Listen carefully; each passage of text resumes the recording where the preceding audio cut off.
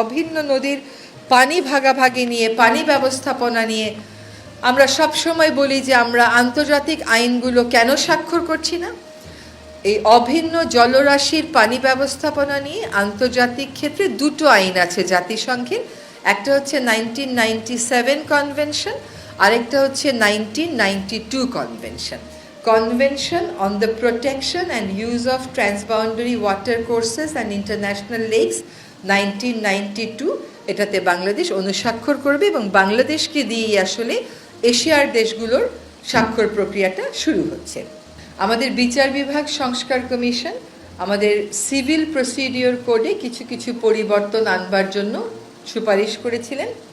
তারই আলোকে আমরা সেই ব্রিটিশ সরকারের সময় প্রণীত সিপিসির কিছু কিছু সংশোধন আজকে নীতিগতভাবে অনুমোদন করতে পেরেছি। আপনারা জানেন যে বাংলাদেশে একটা কথা আছে যে কারোর সাথে শত্রুতা করতে গেলে একটা ল্যান্ড মামলা জুড়ে দাও, তাহলে 3 জেনারেশনে সেই মামলা আর শেষ হবে না।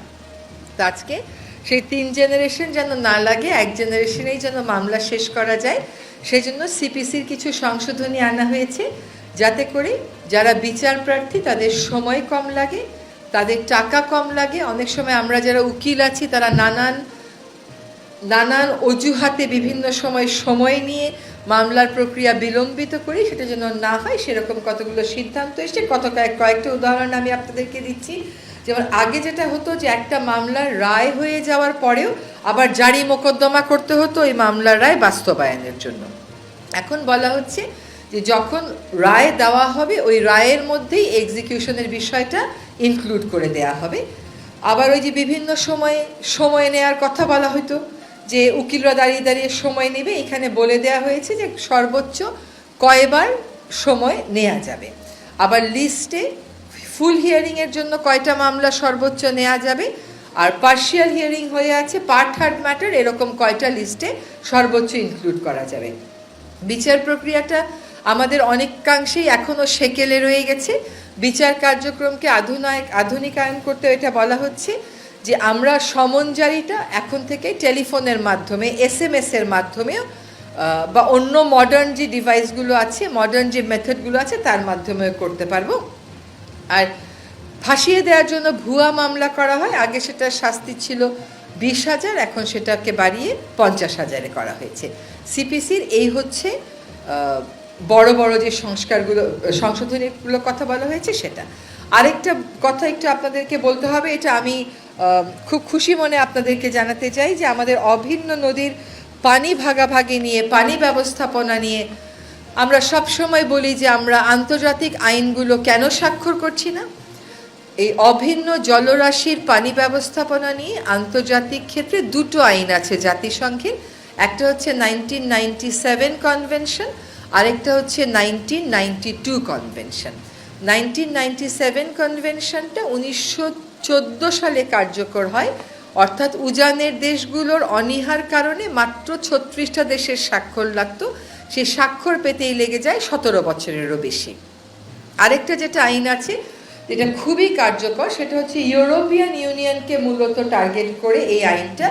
যদিও এটা ইউরোপিয়ান ইউনিয়নকে টার্গেট করে এই আইনটা 1992 সালে, এটা কিন্তু 2016 সালে সকল দেশের জন্যই উন্মুক্ত করে দেয়া হয়েছে এবং এ পর্যন্ত প্রায় 11টি দেশ ইউরোপিয়ান ইউনিয়নের বাইরে এটাকে স্বাক্ষর করেছে। তার মধ্যে বেশিরভাগ দেশই হচ্ছে আফ্রিকান। এইটা আজকে আমরা সিদ্ধান্ত নিয়েছি যে এই কনভেনশনটা আমরা অনুস্বাক্ষর করব। এর আগে যত প্রক্রিয়া ছিল, সংশ্লিষ্ট জনদের সাথে আলাপ আলোচনা করা, আন্তঃমন্ত্রণালয়ে আলাপ আলোচনা করা, তারপরে ওই কনভেনশনের সেক্রেটারিয়েট থেকে লোক আসা, সবই আমাদের হয়ে গেছে।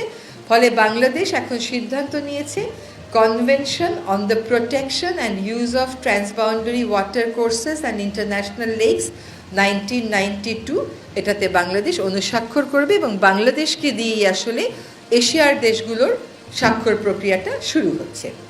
নির্বাচন কমিশনের সাথে সেইভাবে তো আর সরকারের কথাবার্তা বলার সুযোগ নেই। তবে যেটা হলো যে সরকার বলবে নির্বাচন কখন হবে, সেই মোতাবেক তারা নিশ্চয়ই প্রস্তুতি নেবে।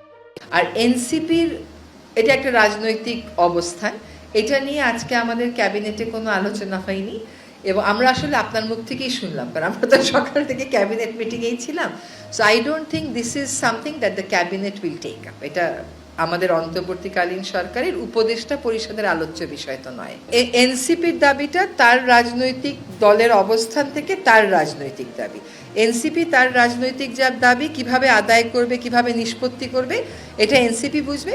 এটার সাথে সরকারের নির্বাচন সংক্রান্ত যে ঘোষণা, সেটার ব্যত্যয় ঘটার আমি কোনো কারণ দেখছি না।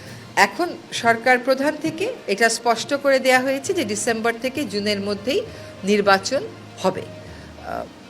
ফলে এখন এইটুকুনি আমাদের কর্ম প্রাধিকারের মধ্যে আছে।